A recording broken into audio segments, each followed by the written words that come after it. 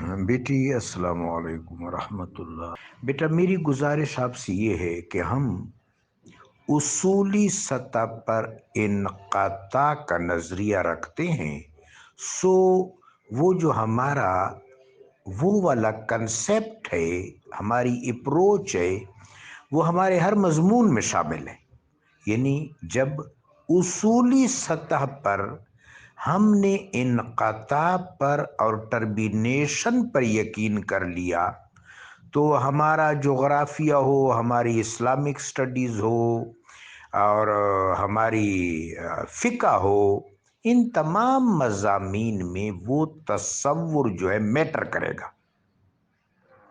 حیثیت ایک نفسیات کے ڈاکٹر کی بھی بیٹی آپ اس کو دیکھ لیں کہ وہ جو ہمارا اصولی طور پر یہ پرابلم ہے وہ ہر جگہ میٹر کرتا ہے۔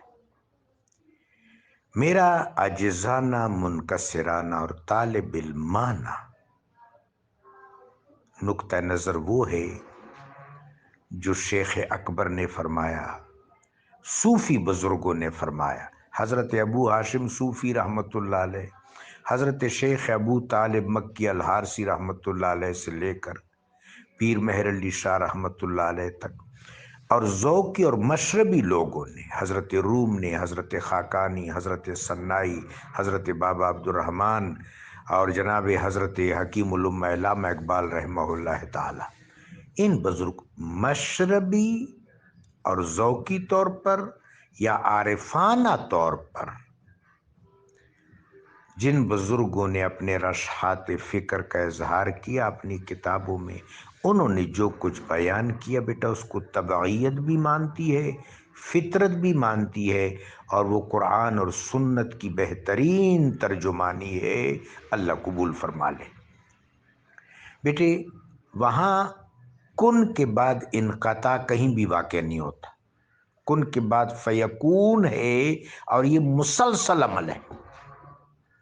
یہ عمل پہلے معنوی طور پر متنزل ہوتا ہے، پھر عالم مثال سے ایک رتق نیچے آتا ہے، اس طرح وہی معنوی تسلسل مادی تسلسل میں منتقل ہو جاتا ہے، اور ہر چیز اپنے مرتبہ اور اپنے طبق میں بھی رہتی ہے اور باقی طبقات کو بھی ظہوری اور شہودی سطح پر جنم دیتی ہے۔ بیٹا جو میاں بیوی کا رشتہ ہے، خدا نخواستہ طلاق واقع نہ ہوئی ہو، طلاق واقع ہو جائے، عدت گزر جائے، طلاق یافتہ خاتون کی جو عدت ہے وہ 3 مہینے 10 دن ہے، یا امام ابو حنیفہ رحمۃ اللہ علیہ کے نزدیک تو 3 مہینے ہے، لیکن اگر ثلاثۃ قروء پر غور کیا جائے تو امام شافعی رحمۃ اللہ علیہ کی بات درست ہے، 3 مہینے 10 دن۔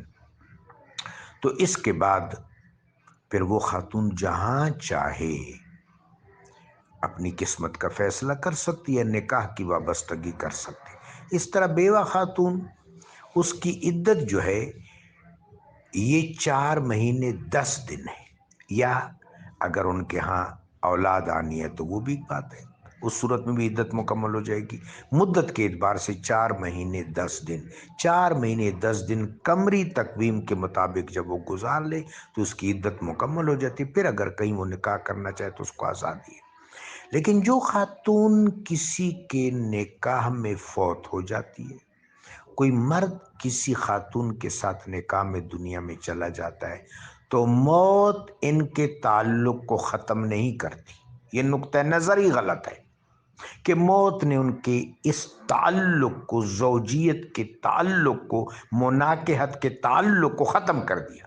نہیں، یہ کہیں بھی زندگی ٹرمینیٹ نہیں ہوئی، موت کے بعد زندگی ایک اور وسعت میں منتقل ہو گئی، برزخ میں، پھر وہاں سے بعثت کے بعد ایک اور وسعت میں منتقل ہو جائے گی جو عقبہ ہے۔ تو زندگی تو جاری و ساری ہے، خاتمہ کہاں پہ ہے بیٹا؟ یہی تو پرابلم ہے۔ اب آتے ہیں کچھ دلائل کی طرف۔ حضرت ابوبکر صدیق رضی اللہ تعالیٰ عنہ دنیا سے تشریف لے گئے، ان کی زوجہ مکرمہ حضرت اسماء بنت عمیس جو پہلے حضرت جعفر طیار سلام اللہ علیہ کی زوجہ تھی، حضرت عبداللہ بن جعفر اور حضرت محمد بن جعفر انہی کے فرزند ہیں۔ پھر حضرت ابوبکر صدیق کے نکاح میں آئیں حضرت جعفر طیار کے شہادت کے بعد، ان کے ہاں بھی ایک فرزند ہے محمد بن ابی بکر۔ یہ وہی نوجوان ہے جن کے بارے میں امیر المومنین سیدنا علی علیہ السلام نے فرمایا تھا کہ محمد بن ابی بکر ابو بکر کی پشت سے میرا بیٹا ہے، یہ ربیب علی ہے، فرزند علی ہے۔ بہت ہی ظلم و ستم کے ساتھ مصر میں عمرو بن عاص نے ان کو شہید کیا تھا۔ خیر وہ پھر ایک اور غم آلود داستان ہے۔ بیٹے میں یہ کہنا چاہوں گا، نفس مسئلہ پر آتے ہیں، جب حضرت ابوبکر صدیق فوت ہوئے تو زیادہ موثوق روایات کے مطابق ان کو غسل بھی حضرت اسماء بنت عمیس نے دیا رضی اللہ تعالیٰ، ان کی بیوی نے۔ تو کیا وہ حضرت ابوبکر صدیق کے ارتحال کے بعد ان کی بیوی نہیں رہی تھی؟ انہوں نے تو ہاتھ لگانا، چہرہ دیکھنا تو دور کی بات ہے، غسل دیا۔ حالانکہ مدینہ شریف میں غسل دینے والوں کی تو کمی نہیں تھی۔ کیا عبد الرحمن بن ابی بکر رضی اللہ تعالیٰ عنہ جن کے فرزند تھے وہ نہیں تھے؟ حضرت محمد بن ابو بکر تو خیر بالکل بچے تھے۔ ام المومنین حضرت عائشہ صدیقہ رضی اللہ تعالیٰ عنہ ان کی بیٹی، ان کے باقی رشتہ دار صحابہ اکرام، ظاہر ہے مرد حضرات ان کو غسل دے سکتے تھے، لیکن ان کی زوجہ نے ان کو غسل دیا۔ اس طرح شوہر بھی اپنی بیوی کو غسل دے سکتا ہے، ہاتھ لگا سکتا ہے، اس کا ماتھا چوم سکتا ہے۔ ان چیزوں میں یہ چیزیں نہیں ہیں۔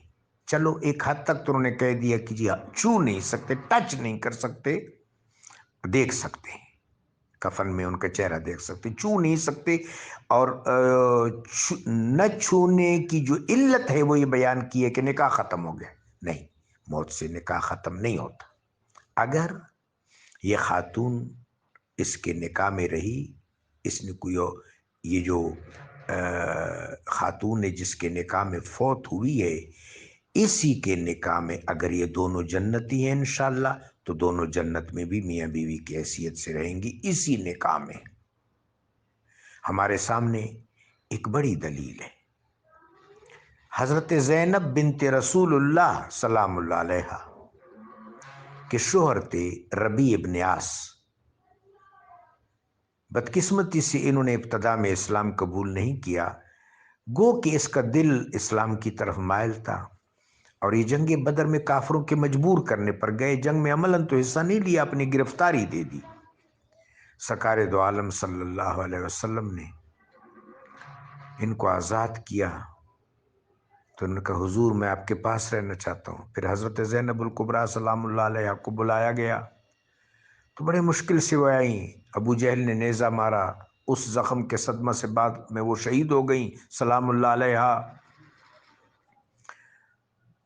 ابو جہل کی بات کر رہا ہوں، اس آدمی کا نام تھا ابو جہل، تو جنگ بدر میں کیفر کردار کو پہنچ گیا تھا۔ عامر ابن عتبہ اس کا نام تھا، عامر بن حکم نہیں، عامر ابن عتبہ، یہ بھی ایک جاہل تھا، تو دور پر ایک رشتہ دار بھی تھا، یعنی سسرالی رشتہ دار سیدہ زینب سلام اللہ علیہ کا۔